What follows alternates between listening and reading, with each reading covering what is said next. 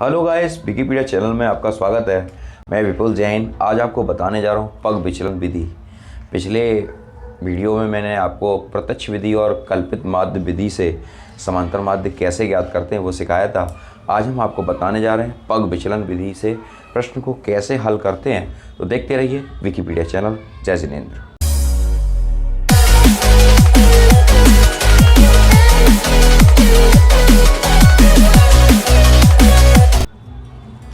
मित्रों, यहाँ पर मैंने क्वेश्चन को लिख रखा है। महिला शिक्षक का परसेंटेज है और राज्य संघीय क्षेत्रों की संख्या इन्होंने दे रखी है। तो आइए हम प्रश्न को, अगर इस तरह से कोई प्रश्न हमारे सामने आ जाए और वहाँ लिखा हो कि स्टेप डेविएशन मेथड, ये लिखा है, इंग्लिश में इसको बोलते हैं, हिंदी में पग विचलन विधि ही भी कहते हैं। तो आइए प्रश्न को कैसे करते हैं। सबसे पहले हमारे सामने ये आपको बता रखा है, 2 स्टेप दे रखे हैं। ये प्रश्न है, ये 15 और 25, इसका गैप कितना है? 10 का गैप है, 10 का आधा करते हैं। सबसे पहले हम मध्य बिंदु निकालते हैं जिसे हम xi के नाम से जानते हैं। ठीक है, अब xi इसका हो जाएगा 15 और 5 20, 25 और 35 का, इसमें भी 10 का फ़र्क है तो ये हो जाएगा 30, ये आपका हो जाएगा 40, ये आपका हो जाएगा 50, ये आपका हो जाएगा 60 और ये आपका हो जाएगा 70 और ये आपका हो जाएगा 80। ठीक है, ठीक। अब इसके बाद xi आ गया। अब पहले तो हम क्या करते थे, पहले हम करते थे इस प्रश्न में fi xi, क्योंकि ये संख्या है तो ये हमारा fi हो जाएगा। ठीक है, तो हम पहले करते थे fi और xi। ठीक, अब हम क्या करेंगे, 1 2 3 4 5 6 7 कल्पित माध्यम मानते थे। तो कल्पित माध्य में हम बीच वाला अंक लेते थे, इसे हम कैपिटल A मानते हैं और इसको हम लिखते हैं di बराबर xi माइनस स्मॉल a मानते हैं, तो पिछली वीडियो में शायद मैंने a माना है। ठीक है, तो इसमें से 20 माइनस 50, ठीक है, 30 माइनस 50, 40 माइनस 50, 50 माइनस 50, ठीक है, 60 माइनस 50, 70 माइनस 50 और 80 माइनस 50। तो इसमें से हो गया -30, ये -20, ये -10, ये 0, ये 10 और ये आपका 20 और ये आपका 30। ठीक है, अब इसमें देखिए, इस वाले प्रश्न में 30 20 10, इसमें जो उभयनिष्ठ नंबर है वो कितना है? 10 है ना। तो हम अगली स्टेप में ui बराबर di अपॉन h, और h की वैल्यू रखते हैं 10। तो वैल्यू आती है -3 -2 -1 0 1 2 और 3, ये हो गया। ठीक है, आपको मेरी बात समझ में आ रही है। अब ये बहुत सरल हो गया। अब इसका हम गुणा करेंगे fi और ui। fi और ui का मल्टीपल -80, 11 दूनी 22, 7 एकम 7, 0, 4 एकम 4, 2 दूनी 4 और 1 तिया 3। ठीक है, ये टोटल नंबर को ऐड करते हैं अगर हम 8 9 10 और 7 17, 1 और 1 2 और 2 4 -47 और ये होते हैं 4 और 4 8 और 3 11 पॉजिटिव। अब एक लाइन खींचते हैं लंबी, summation fi ui। Summation fi ui क्या बैठेगा? 47 में से 11 अगर निकालते हैं तो बनेंगे 7 में से 1 गया 6 और 4 में से 1 गए 3। इसको जोड़ते हैं, 6 और 1 7 दूनी 14 और 4 18, 4 22, तो 24 और 1 25 की 5 हासिल 2, 2 और 1 3, समेसन fi। ठीक है, अब यहाँ पर सबसे पहले हम पग विचलन विधि को देखिए, चाहे किसी भी मेथड से निकालो प्रश्न का आंसर एक ही आता है। अब देखिए यहाँ पर हम सबसे पहले पग विचलन विधि का सॉल्व करके आपको दिखा रहे हैं। यहाँ लिखेंगे x बार बराबर सबसे पहले कल्पित माध्य a plus summation F I U I upon summation F I into H का यहाँ पर भाग दिया था इसलिए यहाँ गुणा कर रहे हैं, a इसमें से घटा रहे थे इसलिए फॉर्मूले में जोड़ रहे हैं। ठीक है, तो a हमारा कितना है, a 50 plus summation F I U I की वैल्यू -36।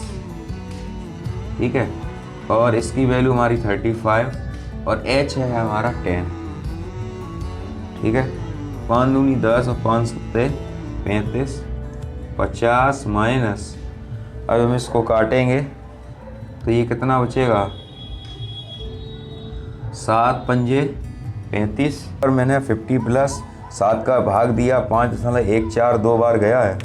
अब इसमें हम 50 प्लस 5.142 का 2 में मल्टीप्लाई करेंगे, ये माइनस का आएगा 50 माइनस 2 दूनी 4 2 चौक 8 2 एकम 2 2 पंजे 10। अब 50 में से 10.284 घटाइए, 10 में से 4 गई 6, 9 में से 8 गया 1, 9 में से 2 गए 7, 9 की 9 और ये बचा 3। सही है, ये आया आंसर 39.716। ठीक है, ये आ गया 39.716। अब देखिए ये तो हमारा पग विचलन विधि हो गई।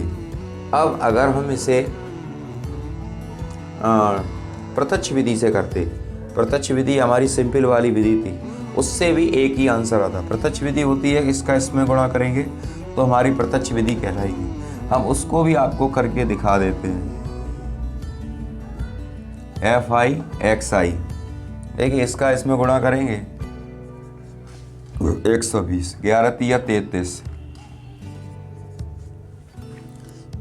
7 चौक 28, 5 चौक 20,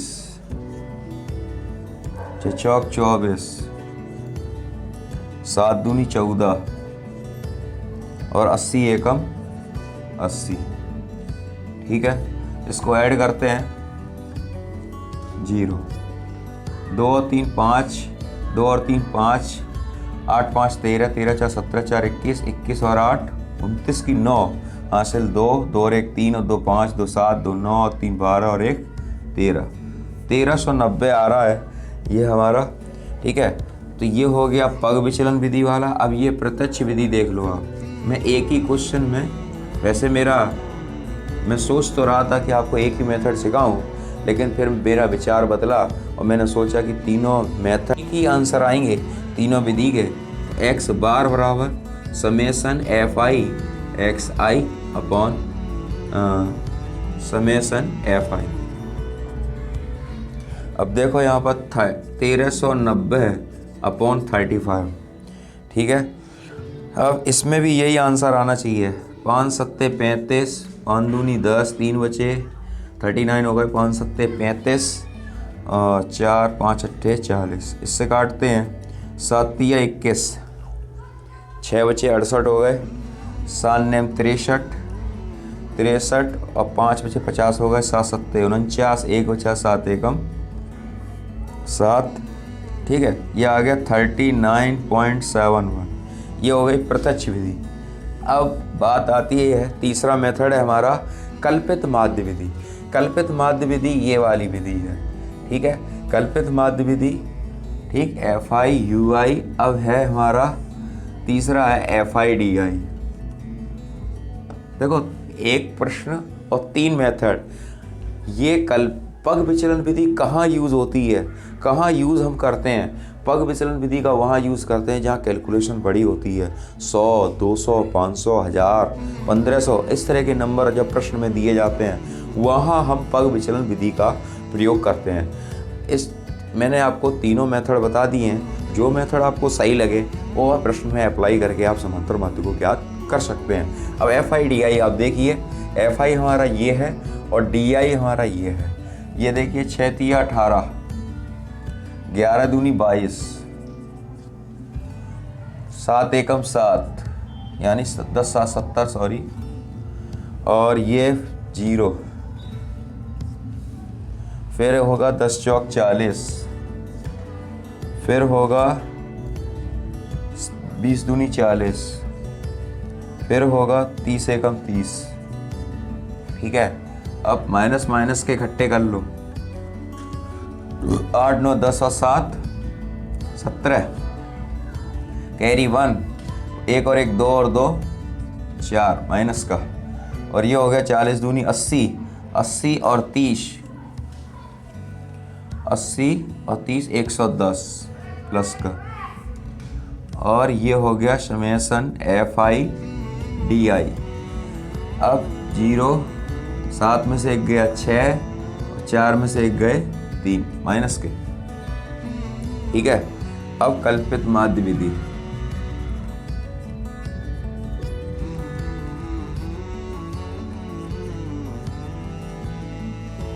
ठीक है, अब इसमें क्या करते हैं, समांतर माध्य x बार बराबर, देखिए यहाँ पर a को घटा रहे हैं तो a plus summation F I D I upon summation F आई। तो a की वैल्यू है हमारी 50 plus F I D I minus 360 upon F I है हमारा 35। ठीक है, तो ये